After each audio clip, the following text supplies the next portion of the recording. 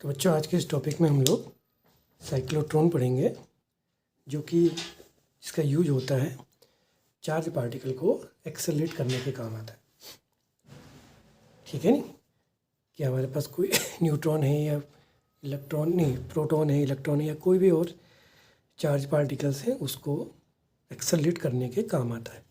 तो ये बिल्कुल उसी कंसेप्ट पे काम आता है। जैसे आप समझो कि अगर आप यहाँ से अर्थ से कोई सैटेलाइट को अगर भेजते हैं तो क्या करा जाता है, वो अलग अलग, जैसे वो मरकरी के पास जाएगा तो मरकरी का रोटेशन करेगा, फिर उसकी स्पीड बढ़ती है, बाकी फिर आगे जाता है, फिर वो जैसे मार्स पहुंचा, मार्स का वो रोटेशन करता है, रोटेशन करने से क्या होती है, उसकी स्पीड बढ़ती है। तो इस क्रम में वो आगे को चलते हैं। तो यही रोटेशन के क्रम के द्वारा हम लोग इसकी वेलोसिटी को बढ़ाते हैं। तो ये होता क्या है एक्चुअली में, ये रोटेशन कराना है तो इसमें दो डिस्क होती हैं कुछ इस प्रकार से,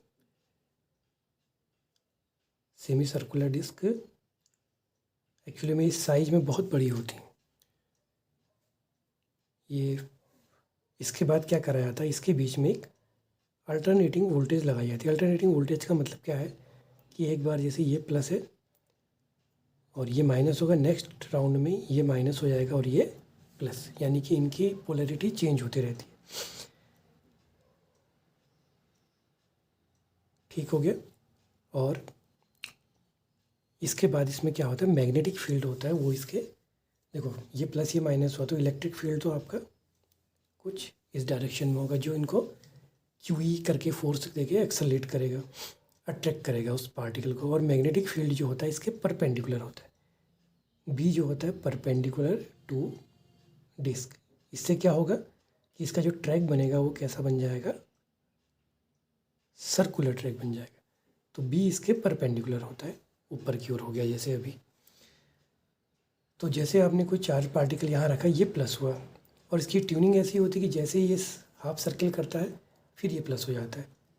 ठीक है ना। तो जैसे ये चार्ज पार्टिकल यहाँ रखा, माना ये पहली बार में ये प्लस हुआ तो ये इधर को अट्रैक्ट होगा, मैग्नेटिक फील्ड परपेंडिकुलर है तो ये सर्कुलर ट्रैक बनाएगा। इसने सेमी सर्किल करा, ठीक उतने ही टाइम पर टाइमिंग फिक्स होती है। और ये हमने वहाँ कंसेप्ट भी सीखी थी। यहाँ तो टाइमिंग को ट्यून किया जाता है, और यहाँ हमने पढ़ा था कि कोई चार्ज पार्टिकल है, अगर उसकी स्पीड ज़्यादा होगी तो सर्किल उसका बड़ा बनता है, स्पीड कम होगी तो सर्किल छोटा बनता है। तो टाइम पीरियड उसका क्या रहता है, कांस्टेंट रहता था। वेलोसिटी ज़्यादा होगी सर्किल बड़ा, वेलोसिटी कम होगी तो सर्किल छोटा, लेकिन एक सर्किल पूरा करने का टाइम उतना ही रहेगा। तो अब की बार हमारी हाफ सेमी सर्किल की बात हो रही है, तो अब की बार जो टाइम होगा इसका वो उस वाले का आधा हो जाएगा। तो ये 2πm/QB का हाफ करेंगे तो ये टाइमिंग हो गई πm/QB। तो इसने यहाँ तक सर्किल करा। अब अगली बार में ये प्लस हो गया, ये इधर को जाएगा। अब चूँकि इसने वेलोसिटी गेन कर ली है तो अब इसका सर्किल बड़ा हो जाएगा, लेकिन टाइम उतना ही रहेगा। फिर अगले राउंड में लगातार इसकी वेलोसिटी बढ़ती जा रही है। तो इस क्रम में ये काफ़ी बार इसका रोटेशन कराया जाता है। तो जब आपको ये डिसइंटीग्रेशन वगैरह के प्रैक्टिकल्स में इसका काम किया जाता है ना, कि आपको एक एटम में दूसरे वाले की न्यूक्लियस उसके बॉम्बार्डमेंट करना है यहाँ पर चार्ज पार्टिकल्स का, तो वहाँ ये यूज़ करा जाता है। या अलग भी इससे इलेक्ट्रोमैग्नेटिक इफेक्ट और कई सारे प्रैक्टिकल के लिए करा जाता है। तो जहाँ से इसकी ज़रूरत होगी फिर इसको बाहर ले लिया जाता है और हम इसका यूज कर लेते हैं उस पर्टिकुलर काम के लिए।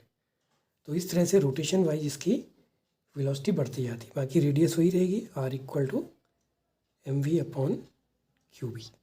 ये इसका टाइम पीरियड हो गया।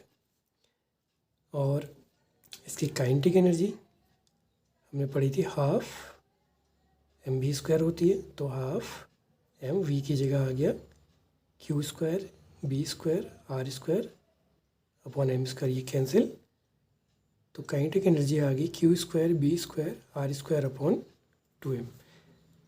इसके बाद इसकी कुछ लिमिटेशंस आती हैं। लिमिटेशंस में एक तो लिमिटेशन ये आती है कि ये आपके जैसे इलेक्ट्रॉन, तो इलेक्ट्रॉन को इसके द्वारा एक्सेलरेट नहीं करा जाता, क्योंकि इलेक्ट्रॉन का जो मास है वो 9.1 10⁻³ किलोग्राम होता है, जो कि बहुत कम होता है।